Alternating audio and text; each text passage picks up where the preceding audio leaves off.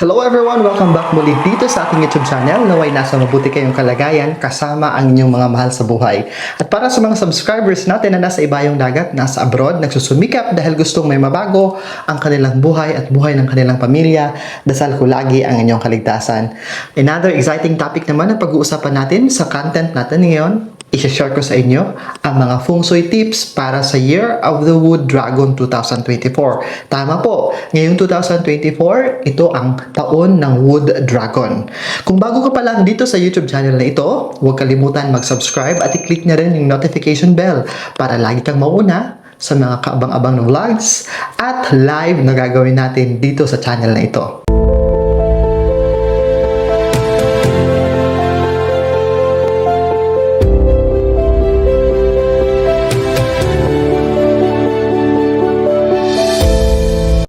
Feng Shui ay isang napakalumang tradisyon na nagbabalanse sa daloy ng enerhiya sa isang pisikal na espasyo tulad ng isang bahay o opisina upang makabuo ng isang kaaya-aya at masayang kapaligiran. Sa pamamagitan ng pagsali ng mga partikular na prinsipyo ng Feng Shui, mapapabuti mo ang iyong swerte at kagalingan sa Year of the Wood Dragon 2024. Kaya narito ang ilang tip para makapagsimula ka.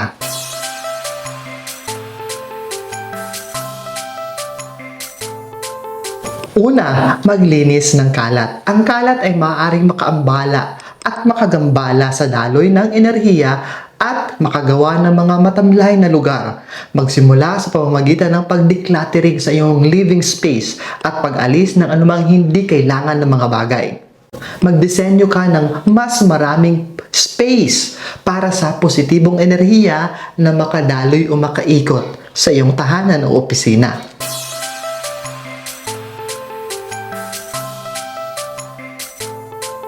Sunod ay ang pagdadagdag ng elemento ng kahoy. Ang Year of the Dragon 2024 ay nauugnay sa elementong kahoy. Maaari mong idagdag ang sangkap na ito sa iyong tirahan sa pamamagitan ng pagsasama ng mga halaman, kasangkapan gawa sa kahoy o berdeng kulay na palamuti. Ito ay magbibigay daan sa pagsulong at paglago, pagkamalikhain at mga bagong opportunity at bagong simula.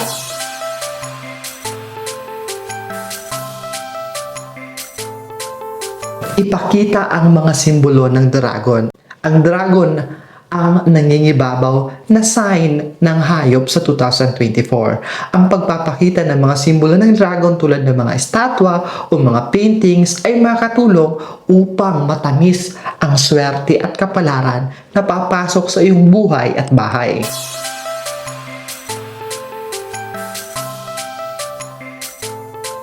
Gamitin ang mga maswerteng kulay sa 2024. Sa Chinese astrology, ang bawat palatandaan o bawat animal sign ay nauugnay sa malinaw na maswerteng kulay. Halimbawa, para sa dragon, ang maswerteng kulay para sa 2024 ay ang green, asul at itim. Maaari mong gamitin ang mga kulay na ito sa iyong pananamit, palamuti o mga accessory upang gumuhit ng paborabling enerhiya.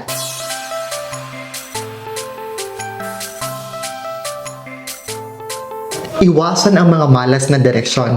Ang bawat palatandaan or animal sign ay nauugnay din sa mga malas na direksyon. Sa makatuwid, dapat iwasan ng mga dragon ang pagharap sa direksyong silangan, hilagang silangan at timog silangang direksyon ngayong 2024. Sa halip, harapin ang mga direksyon ng kanluran, hilagang kanluran o timog kanluran para sa mas magandang kapalaran.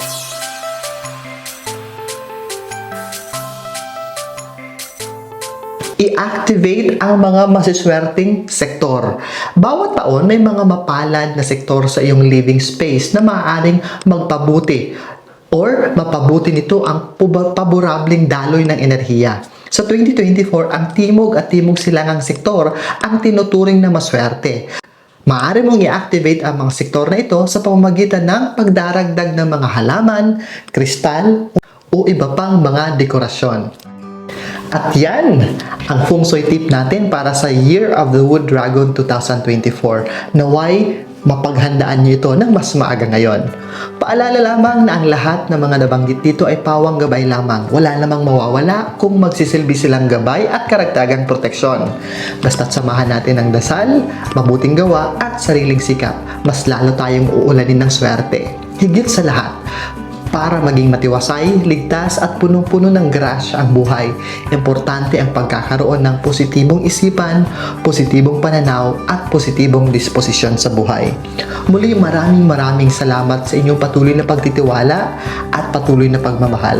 Kita-kita tayo sa susunod kong vlog dito sa channel na ito at sa isa ko pang YouTube channel, Franz Byron PH. Mag-subscribe din po kayo dyan at follow me in all of my social media accounts. Muli, ingat always!